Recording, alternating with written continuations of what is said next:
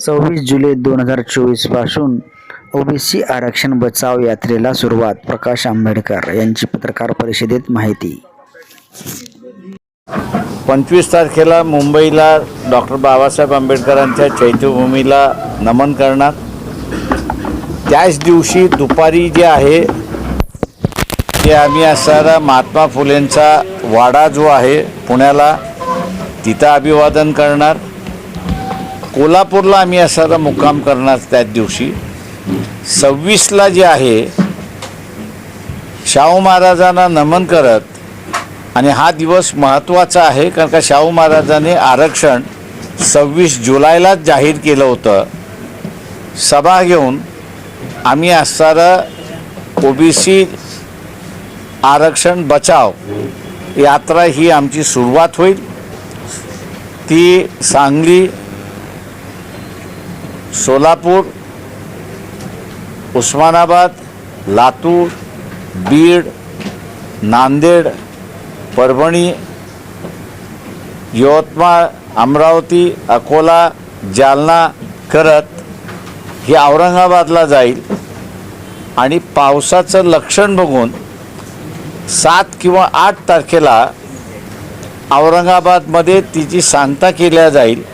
औरंगाबादला त्याचं एक जाहीर स्वरूप असेल असा हा कार्यक्रम आम्ही असताना आखलेला आहे. रस्त्यामध्ये जेवढी गावं येतील तेवढ्या गावांमध्ये थांबून जनजागृती आम्ही करत राहणार. हेतू आहे की जे दंगलखोर वातावरण झालेलं आहे ते शमवण्याच्या दृष्टिकोनातून आमचा हा प्रयत्न आहे. आरक्षण बचाव रॅली म्हणजे ओबीसी आरक्षणाला पाठिंबा आहे असं आपण म्हणतात काय? हो. ओबीसींचं आरक्षणाचं सगळ्यात मोठा ऐरणीवरती आलेला आहे आणि ते कायम राहावं. कारण का ओबीसीचं आरक्षण हे विश्वनाथ प्रताप सिंग यांनी GR काढून त्या ठिकाणी दिलेलं आहे. तेव्हा GR कधीही विड्रॉ केल्या जाऊ शकतो, एमेंड केल्या जाऊ शकतो, सगळंच काही केलं जाऊ शकतं. सुप्रीम कोर्टाने त्याला वाचवण्याचा प्रयत्न केला, पण या नावं घालण्याच्या संदर्भातला वाचवण्याचा प्रयत्न केलेला आहे.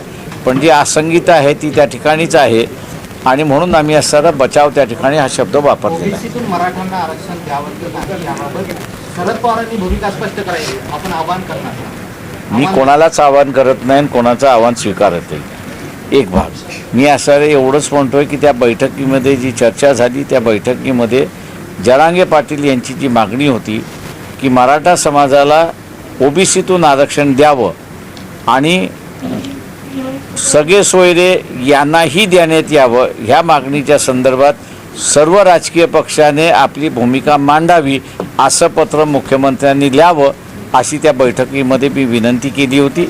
त्या प्रमाणात मुख्यमंत्र्यांच्या निरोपाप्रमाणे सगळ्यांना पत्रक गेलेलं आहे. पळवाटा काढण्यापेक्षा महाराष्ट्रातली सामाजिक सलोखा राहण्यासाठी प्रत्येक पक्षाने या संदर्भातली आपली भूमिका स्पष्ट करावी असं आवाहन मी सगळ्या पक्षांना करतोय.